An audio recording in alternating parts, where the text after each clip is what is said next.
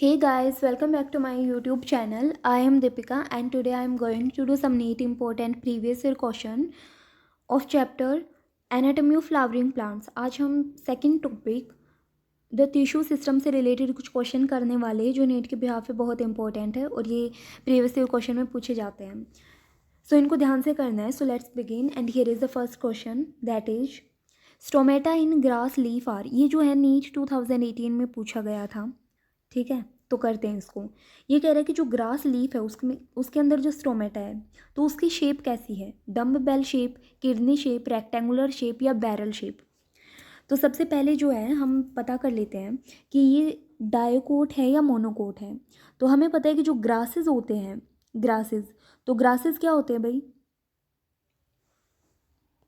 Grasses होते हैं monocot. ठीक है, तो ये मोनोकोट के अंदर आते हैं. और मोनोकोट में जो हमारे गार्ड सेल्स है या जो स्ट्रोमेटा है उनकी शेप कैसी होती है. तो उनकी शेप होती है डम्ब बेल शेप. कैसी होती है. Dumb bell shape. So right answer is A. अब थोड़ा डाइकोट की भी बात कर लेते हैं. अगर डाइकोट की पूछ ली जाए या कोई एग्जांपल दे दिया जाए उसका, तो डाइकोट्स के अंदर जो स्ट्रोमेटा होता है उसकी शेप या तो किडनी शेप होगी या फिर हम कह सकते हैं बीन शेप होगी. ठीक है, किडनी शेप या बीन शेप. तो ये चीज़ याद रखनी है. मोनोकोट्स के अंदर स्ट्रोमेटा डम्ब बेल शेप के होते हैं और डायोकोट के अंदर किडनी शेप के होते हैं.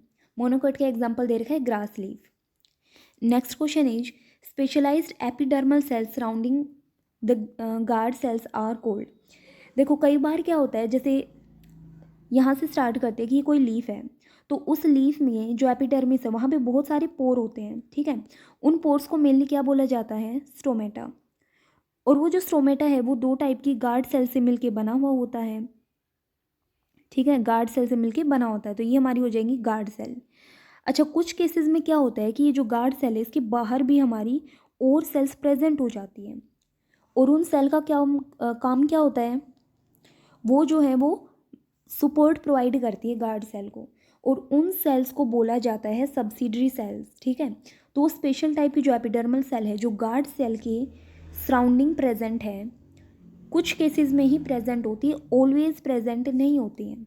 तो उनको बोला जाता है सब्सिडरी सेल. और इनका फंक्शन क्या होता है. They provide support to guard cells. ठीक है, तो ये चीज़ याद रख लेना.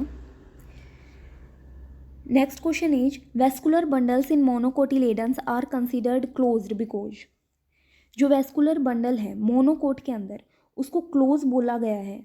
तो क्यों बोला गया है. There are no vessels with perforations. Xylem is surrounded all around by phloem. या a bundle sheath surrounds each bundle. या फिर कैम्बियम इज अब्सेंट. तो थोड़ा इसके बारे में देख लेते हैं. देखो जो डाइकोट स्टेम होती है ना हमारी डाइकोट स्टेम, एक बात कर लेते हैं हम डाइकोट स्टेम की और एक बात कर लेते हैं हम मोनोकोट की. तो जो डाइकोट स्टेम होती है उसके अंदर क्या होता है. कैम्बियम प्रेजेंट होती है. ठीक है, डाइकोट स्टेम के अंदर क्या होगा हमारा कैम्बियम जो है वो प्रेजेंट होगी. कैम्बियम प्रेजेंट होती है जाइलम और फ्लोएम के बीच में. तो इस टाइप के वेस्कुलर बंडल को बोला जाता है ओपन टाइप का वेस्कुलर बंडल. ठीक है, लेकिन जो हमारी वहीं बात करते हैं मोनोकोट की, तो उनके अंदर जाइलम और फ्लोएम के बीच में कैम्बियम प्रेजेंट नहीं होती है. तो कैम्बियम प्रेजेंट नहीं होगी तो उस टाइप के वेस्कुलर बंडल को बोला जाता है क्लोज्ड टाइप का वेस्कुलर बंडल. अच्छा, ये कैम्बियम काम क्या आती है और प्रेजेंट होती है डाइकोट में, तो उसमें काम क्या आती है. तो जो सेकेंडरी ग्रोथ होती है उसको करने में ये हेल्प करती है. मतलब सेकेंडरी ग्रोथ में हेल्प करती है कैम्बियम. तो याद रखना कि जो कैम्बियम है वो कहाँ प्रेजेंट होगी. डाइकोट स्टेम के अंदर प्रेजेंट होती है. और इसका फंक्शन क्या होता है. सेकेंडरी ग्रोथ करने का. ठीक है, जबकि बात करें मोनोकोट के अंदर तो मोनोकोट के अंदर कैम्बियम नहीं होती है, इसलिए क्लोज्ड वेस्कुलर बंडल बोला जाता है. और डाइकोट के अंदर ओपन बोला जाएगा. तो यहाँ पूछ रखा है क्लोज्ड, तो क्लोज्ड मतलब हमारी कैम्बियम नहीं है. So right answer is D, cambium is absent. और अब्सेंट किस में होती है. मोनोकोट्स में. ठीक है, मोनोकोट्स में. Next question is which of the following statements is not true for stomatal apparatus. Stomatal apparatus के लिए क्या चीज़ ट्रू नहीं है. Guard cells invariably possess chloroplast and mitochondria.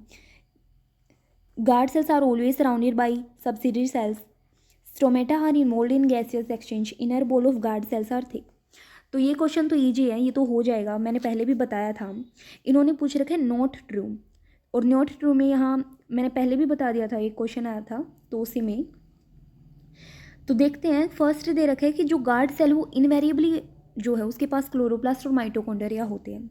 तो ये तो बिल्कुल ठीक है ना, मतलब कोई नंबर थोड़ी ना कि एक नंबर प्रेजेंट है, मतलब एक ही क्लोरोप्लास्ट प्रेजेंट है, तो इस तरीके से नहीं है, इनवेरिएबली प्रेजेंट होते ही ठीक है.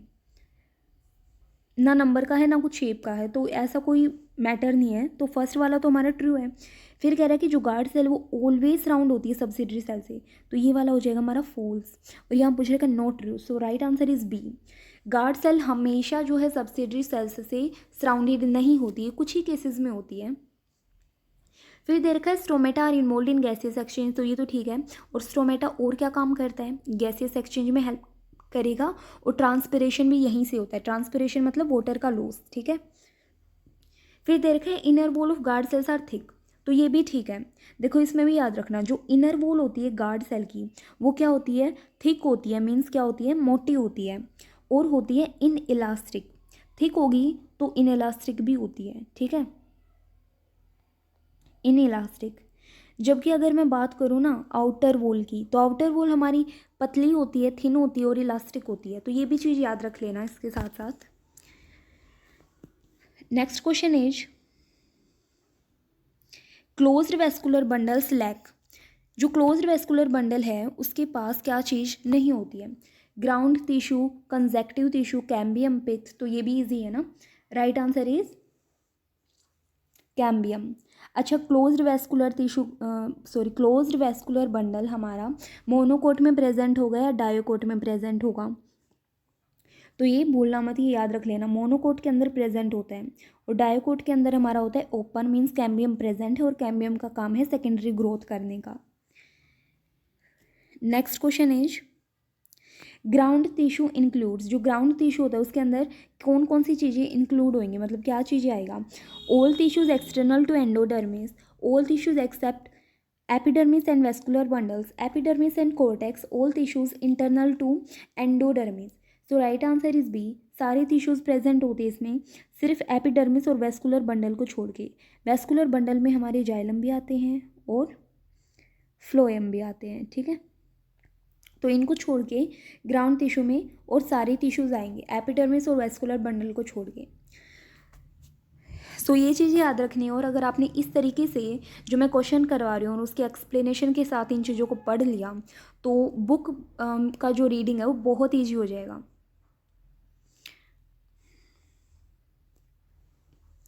So thanks for watching.